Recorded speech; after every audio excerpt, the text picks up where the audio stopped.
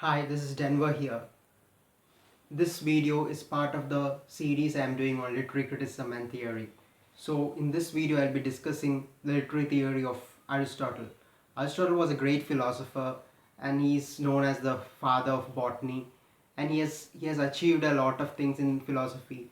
You would have heard of his Nicomachean Ethics and his other books. He was he was the disciple of Plato, and he taught Alexander the Great in the beginning of his career. If you want to know more about Aristotle as a philosopher, you watch the School of Life video on Aristotle. That will give you a good information. But here in this video, I'll be concentrating only on Aristotle as a literary critic. So when you talk about Aristotle's literary criticism, two works come to your mind. One is Poetics and other is Rhetoric. In this video, in this series, I'll be dealing only with Poetics.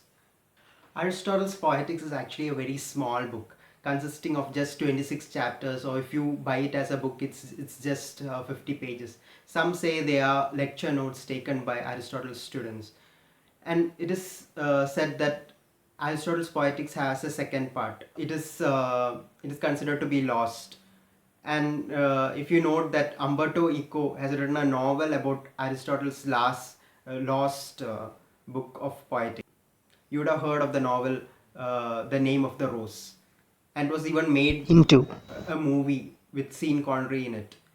In Name of the Rose, Umberto Eco tells how the Roman Catholic Church actually hides Aristotle's second book of poetics because it talks about comedy, because you are not supposed to laugh at authority or something like that. So it's like a conspiracy theory. The Name of the Rose actually inspired Dan Brown to write his Angels and Demons and the Da Vinci Code.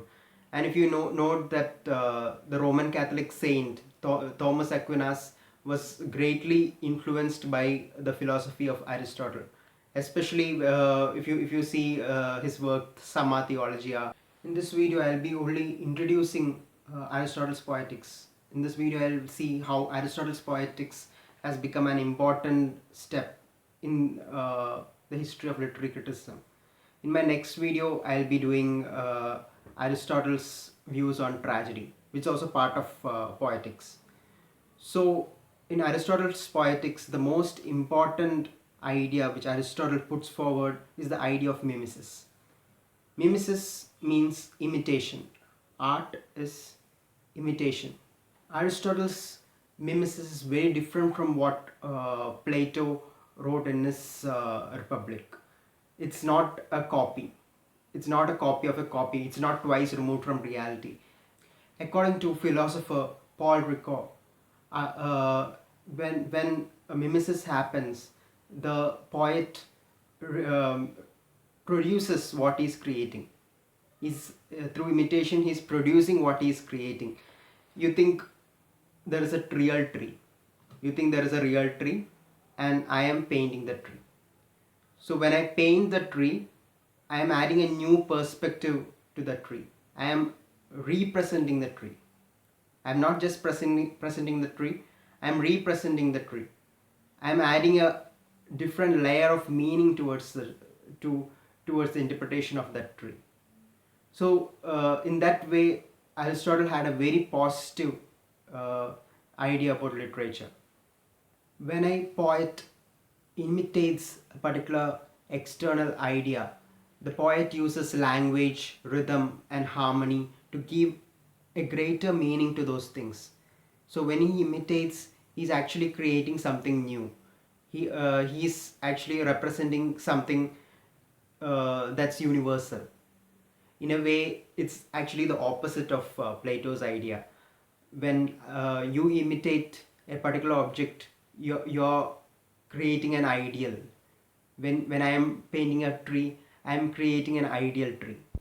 According to Aristotle's Poetics, the poet, being an imitator, like a painter or any other artist, must of necessity imitate one of the three objects: things as they were or are, things as they are said or thought to be, or things as they ought to be. Aristotle was one of the first critics to have a reader-centric criticism. So why did Peter Barry call Aristotle as the first critic to have a reader-centric view of literature? It's because of Aristotle's concept of catharsis. So what is catharsis? Catharsis is a kind of feeling you feel while watching the most painful part of a tragedy. It leads to the purgation of the soul. In a way, during catharsis, you feel pity for the hero. At the same time, you feel fear that the same thing that happened to the hero can happen to you also. So during that time, there's a moral conflict in the mind of the audience. The concept of catharsis had a great influence in the history of English drama. Aristotle's view on comedy can be seen in the fifth chapter of Poetics, where he calls comedy to be a imitation of the ridiculous. Comedy is a reflection of the ugliness of the society. It depicts the lower classes, whereas tragedy represents the noble classes of the society. According to Aristotle, tragedy stands apart in relation to comedy, for the latter intends to imitate those who are worse and the former better than people are now. Aristotle believed that literature or art is much greater than history. Usually, in Aristotle's times, the opposite was considered to be true. Uh, History, for instance, deals only with a particular truth, but art or literature deals with a universal truth.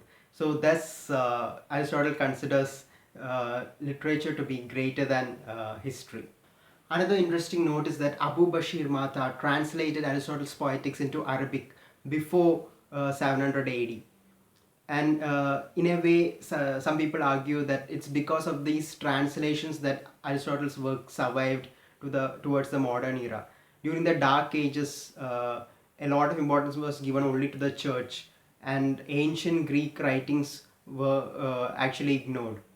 Except Aristotle's work Nicomachean Ethics, other works of Aristotle were actually ignored during the Dark Ages, and it was the Islamic scholars who actually preserved Aristotle's works like Poetics. This was just an introduction. In my next video, I will deal with Aristotle's Poetics in detail, especially his views on tragedy.